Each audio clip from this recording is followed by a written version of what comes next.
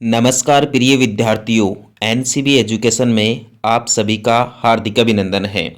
आज की video class में क्लास 12th का जो पॉलिटिकल साइंस का पेपर हुआ है आज की डेट में उसका सॉल्यूशन करेंगे। देखिए दोस्तों, आज का प्रथम क्वेश्चन, प्रथम महायुद्ध यानी प्रथम विश्व युद्ध या फर्स्ट वर्ल्ड वॉर का कालखंड क्या था भाई? 1914 से 1918 ईस्वी। ऑप्शन ब सही आंसर।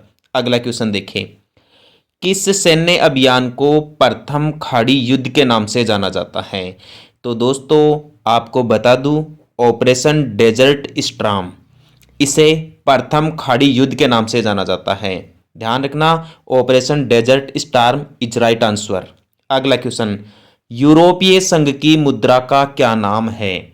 जो यूरोपीय संघ है उसकी करेंसी क्या थी भाई? तो दोस्तों उसकी करेंसी यूरो थी। ध्यान रखना, सही जवाब ऑप्शन सी होगा भाई, यूरो मुद्रा थी यूरोपीय संघ की। जो रुपया है ये तो भारत का था, रूबल रूस का था, डॉलर अमेरिका का था। ठीक है दोस्तों, तो आपका सही जवाब होगा यूरो। अगला क्वेश्चन देखे भाई, अगला क्वेश्चन है, दक्षिणी एशिया में सम्मिलित देश कौन सा है?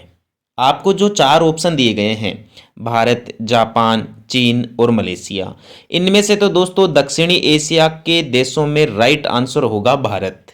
भारत इसमें आपका सही जवाब होगा, जो एक दक्षिणी एशिया का देश है। जो चीन है वह तो दोस्तों मध्य एशिया का देश है, जापान पूर्वी एशिया का देश है और मलेशिया दक्षिणी पूर्वी एशिया का देश है। इसलिए राइट आंसर ए भारत होगा। अगला क्वेश्चन देखिए, क्योटो प्रोटोकॉल 1997 में मुख्य विषय वस्तु क्या थी?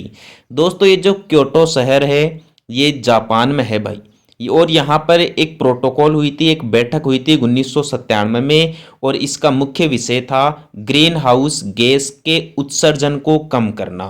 कि जो भी देश ग्रीन हाउस गैसों को ज़्यादा बढ़ा रहे हैं जिससे पृथ्वी का ताप बढ़ रहा है वो उन्हें कम करे भाई। अगला क्वेश्चन देखिए, विश्व का सबसे बड़ा तेल उत्पादक देश कौन सा है? यहाँ तेल से मतलब है दोस्तों खनिज तेल यानी पेट्रोलियम। तो पेट्रोलियम का सबसे बड़ा उत्पादक देश वर्तमान समय में सऊदी अरब देश है भाई। दुनिया में आज के दिन विश्व में सबसे ज़्यादा खनिज तेल या पेट्रोल का उत्पादन करने वाले देश का नाम सऊदी अरब है। दूसरे स्थान पर रूस का नाम आता है। अगला क्वेश्चन देखे भाई, निम्नलिखित में से कौन ट्रिस्ट विद डेस्टिनी से संबंधित है? दोस्तों ट्रिस्ट विद डेस्टिनी या नियति के साथ वादा, यह भाषण पंडित जवाहरलाल नेहरू के द्वारा दिया गया था अपनी आज़ादी के मध्य रात्रि के दिन लाल किले की प्राचीर से। तो आपका सही जवाब ऑप्शन सी होगा भाई, यह भाषण जवाहरलाल नेहरू ने दिया था भाई। अगला क्वेश्चन, खुली प्रतिस्पर्धा और बाजार मूलक अर्थव्यवस्था के जरिए प्रगति यानी विकास के पक्ष रखने वाली राजनीतिक विचारधारा को क्या कहते हैं? ऐसी विचारधारा को वामपंथी विचारधारा कहते हैं भाई। तो आपका ऑप्शन ए सही जवाब होगा। अगला क्वेश्चन, बाडुंग सम्मेलन कब हुआ था? दोस्तों बाडुंग सम्मेलन इंडोनेशिया देश में वर्ष 1955 में हुआ था भाई, और इसी बांडुंग सम्मेलन में गुट निरपेक्ष आंदोलन या NAM इसकी नींव रखी गई थी भाई। यहाँ से यह सवाल भी पूछा जाता है कि गुट निरपेक्ष आंदोलन की नींव कहाँ रखी गई थी? 1955 के बांडुंग सम्मेलन में। इसलिए ऑप्शन डी सही जवाब। अगला क्वेश्चन, 1971 के लोकसभा चुनावों में इंदिरा गांधी की कांग्रेस आर पार्टी को कितनी सीटें मिली भाई? दोस्तों आपको बता दूं, यहाँ कांग्रेस का विभाजन हो जाता है और जो इंदिरा गांधी की कांग्रेस आर पार्टी थी इसको 352 सीटें प्राप्त होती हैं। तो आपका ऑप्शन एस सही जवाब होगा। 1971 के लोकसभा चुनावों में इंदिरा गांधी की कांग्रेस आर पार्टी को 352 सीटें मिली। अगला क्वेश्चन, 1976 में संपूर्ण क्रांति का आह्वान किसने किया था भाई? या 1976 में संपूर्ण क्रांति का नारा किसने दिया था? जयप्रकाश नारायण ने दिया था भाई।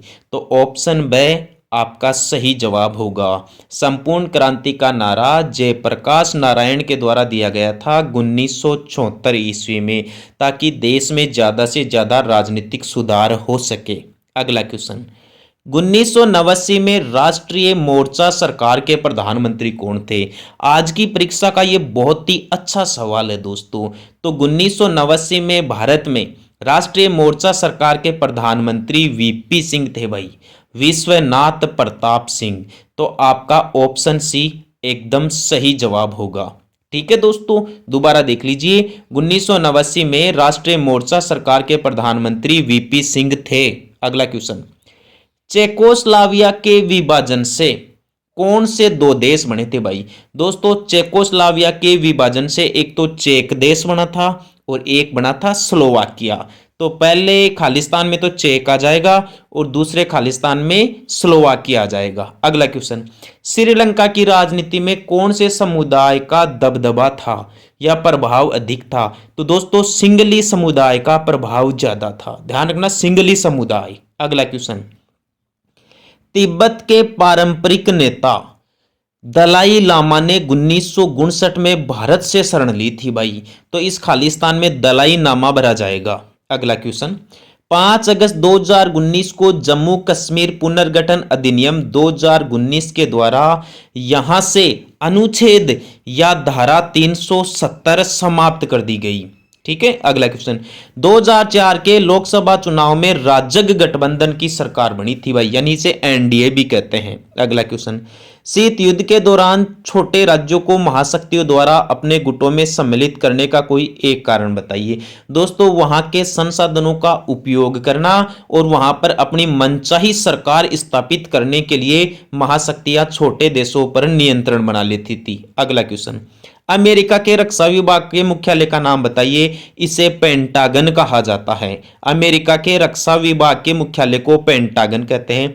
आसियाई संगठन के कोई भी 4 देश जैसे म्यांमार हो गया, थाईलैंड हो गया, मलेशिया हो गया, इंडोनेशिया हो गया, वियतनाम हो गया, लाओस हो गया, ये आसियान देशों के नाम है। अगला क्वेश्चन, भारत के लुक ईस्ट व एक्ट ईस्ट नीति के क्या नाम है? यानी दोस्तों, पूर्व की ओर देखो, भारत दक्षिणी पूर्वी क्षेत्र में राजनीतिक वर्चस्व या राजनीतिक दृष्टि से बड़े स्तर पर आने के लिए उन क्षेत्रों में जो व्यापारिक, आर्थिक और सामाजिक संबंध स्थापित किए उसे ही भारत की लुक ईस्ट नीति कहते हैं।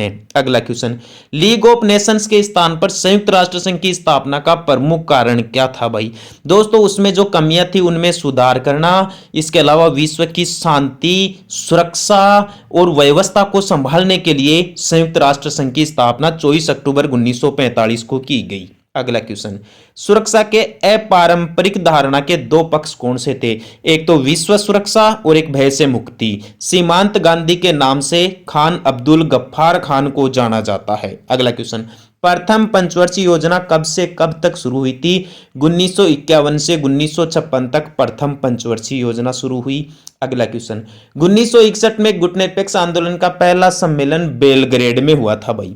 1961 में गुटनिरपेक्ष आंदोलन का पहला सम्मेलन बेलग्रेड में हुआ। अगला क्वेश्चन देखिए, लाल बहादुर शास्त्री की मृत्यु के बाद उनके राजनीतिक उत्तराधिकारी के रूप में किन दो नेताओं के बीच में मुकाबला रहा? एक तो इंदिरा गांधी और एक मोरारजी देसाई। कामराज ने दोस्तों इंदिरा गांधी का समर्थन किया था और मोरारजी देसाई इनके टक्कर में रहे। आगे चलकर इंदिरा गांधी को स्पष्ट बहुमत प्राप्त हुआ और इंदिरा गांधी भारत की प्रथम, अंतिम और एकमात्र अब तक महिला प्रधानमंत्री रही है। इंदिरा गांधी जी के बाद में भारत में एक भी कोई महिला प्रधानमंत्री दूसरी नहीं आई है। ठीक है दोस्तों, तो इंदिरा गांधी के खिलाफ यहां मोरारजी देसाई थे। ठीक है। अगला क्वेश्चन देखिए, 25 जून 1975 को संविधान के किस अनुच्छेद के अंतर्गत आपातकाल की घोषणा की गई? दोस्तों, 1975 में भारत में राष्ट्रीय आपातकाल लगा था भाई, आंतरिक अशांति के कारण। और आंतरिक अशांति के कारण लगाए गए आपातकाल का उल्लेख अनुच्छेद अपने संविधान के अनुच्छेद 352 में किया गया है भाई। 352 के अनुसार राष्ट्रीय आपातकाल लगाया जाता है। अगला क्वेश्चन, मंडल आयोग ने पिछड़ी जातियों के लिए क्या सिफारिश की थी? दोस्तों, मंडल आयोग ने पिछड़ी जातियों के लिए आरक्षण की व्यवस्था की बात कही थी और ओबीसी के लिए 27% आरक्षण की मांग की थी। इस आयोग के अध्यक्ष बिंदेश्वरी प्रसाद मंडल थे। अगला प्रश्न देखिए भाई, सोवियत संघ के विघटन के समय वहां के राष्ट्रपति कौन थे? मिखाइल गोर्बाचेव उस टाइम पर वहां के राष्ट्रपति थे। ये दोस्तों इंपॉर्टेंट जो छोटे क्वेश्चंस थे वो मैंने आपको सारे सोल्व करवा दिए गए हैं। जो बाकी क्वेश्चंस है वो दोस्तों अपनी बुक से, अपने नोट्स से वहां से आप मिला लेना कि आपने कितना सही किया है, कितना छोड़ के आए हो। ठीक है दोस्तों, आगामी एग्जाम के लिए बेस्ट ऑफ लक। धन्यवाद।